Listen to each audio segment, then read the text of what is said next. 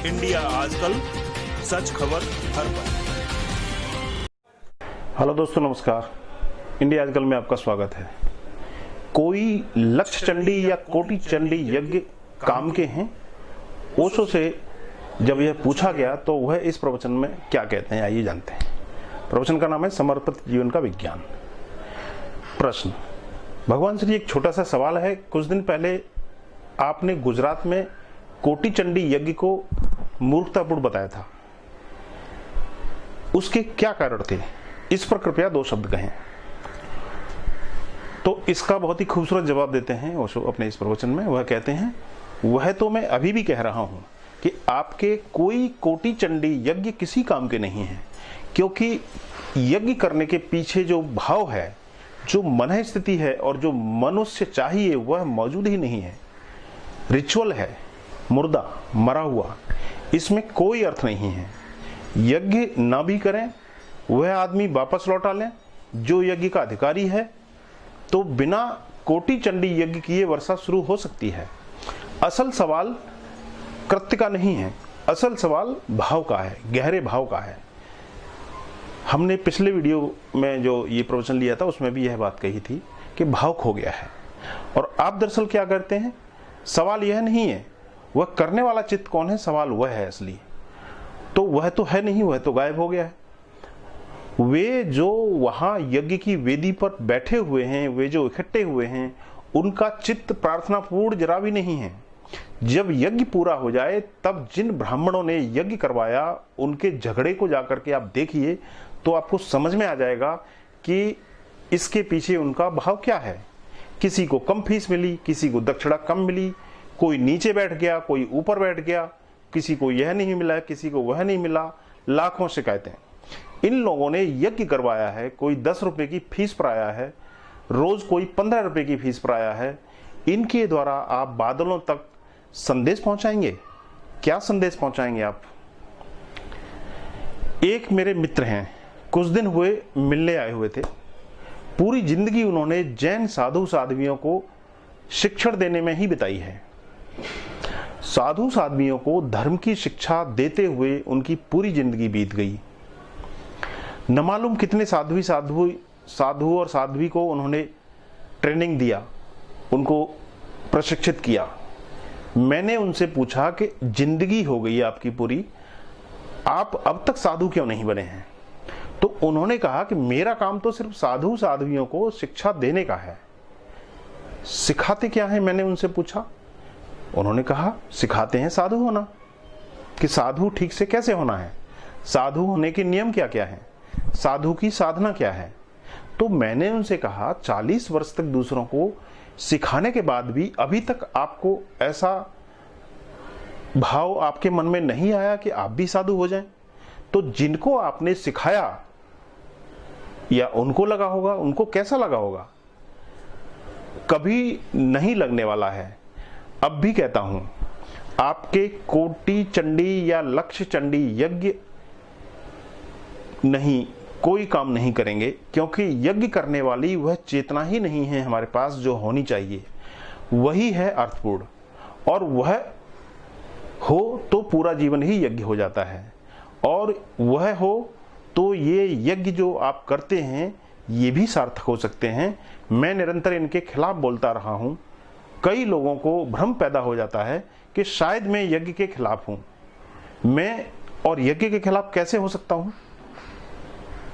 लेकिन जिसे आप यज्ञ कह रहे हैं वह यज्ञ नहीं है, वह सिर्फ एक पाखंड है, वह सिर्फ एक धोखा है, दिखावा है, भ्रम है, छलावा है, व्यर्थ का जाल है।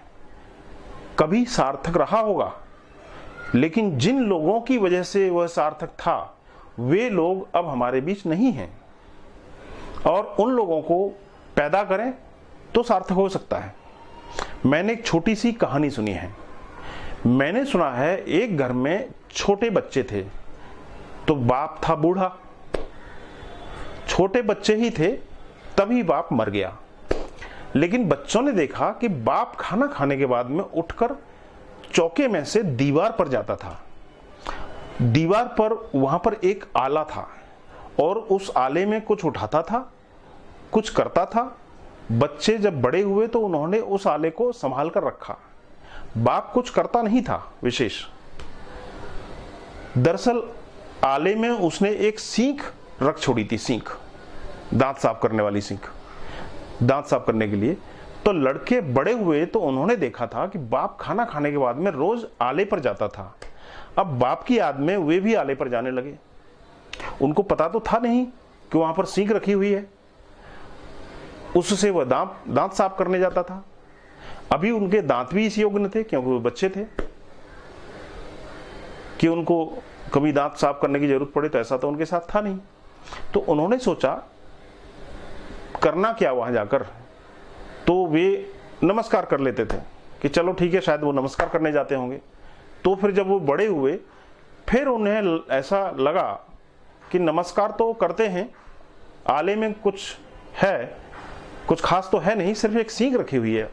पर उन्होंने सोचा कि बाप गरीब था, पैसे लड़कों ने काफी कमाए, तो उन्होंने सोचा कि हटाओ इस सींग को।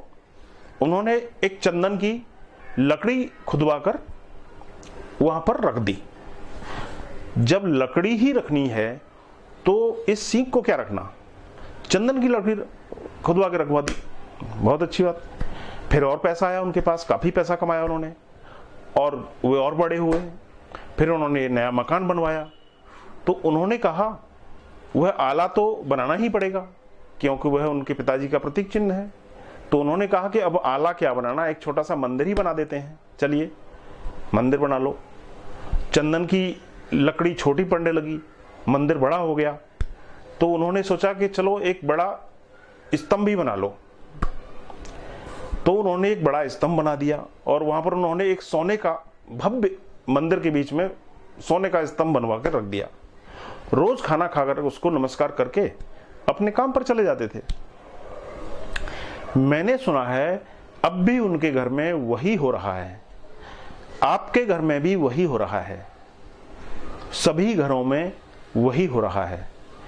कभी जो बातें सार्थक होती हैं जब वे व्यक्ति खो जाते हैं और बोध खो जाते हैं, तो उनके पीछे से उनकी प्रक्रिया खो जाती है। तब कोरे रिचुअल, डेड रिचुअल, मरे हुए क्रियाकांड शेष रह जाते हैं और फिर हम उनको करते हुए चले जाते हैं। और अगर उन्हीं क्रियाकांडों में से कुछ होता नहीं है तो भी हम सजग नहीं होते हैं, तो भी हम सजग नहीं होते हैं उनके प्रति कि बहुत भूल हो गई, बहुत। दरअसल मनुष्य की व्यक्तित्व की चेतना ही ऐसी है। वह चेतना वापस हो तो यज्ञ आज संभव है, लेकिन हम वह चेतना वापस लौटाने के लिए उत्सुक नहीं हैं, क्योंकि चेतना को वापस लौटाना बहुत ही कठिन काम है। हम यज्ञ करने को बिल्कुल तैयार हैं कि ले जाओ 10 रुपया, ले जाओ 20 रुपया, ले जाओ 1000 रुपया, कुछ कर डालो, इसमें कुछ भी बनता बिगड़ता नहीं है।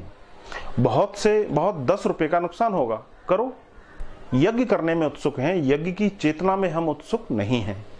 और मेरा जोर इस बात पर है कि यज्ञ करने वाली चेतना हो तो ही सारा जीवन यज्ञ हो जाता है। फिर यज्ञ, यह जो यज्ञ की वेदी बनती है उस पर जो होता है उसकी भी सार्थकता हो सकती है।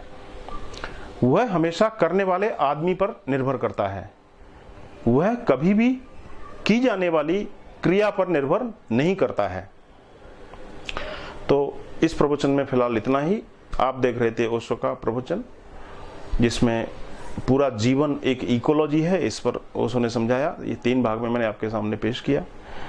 आज पूरे दुनिया भर में जब महामारी की चपेट में दुनिया है, तो उस संदर्भ में यह प्रवचन काफी प्रासंगिक हो जाता है। तो आप देखते रहिए इंडिया आजकल, सच खबर हर पल। अगर ये अच्छा लगा हो तो आप शेयर जरूर करें, लाइक करें, सब्सक्राइब करें चैनल को, ताकि सभी वीडियो आपको मिलते रहें। धन्यवाद। इंडिया आजकल, सच खबर हर पल।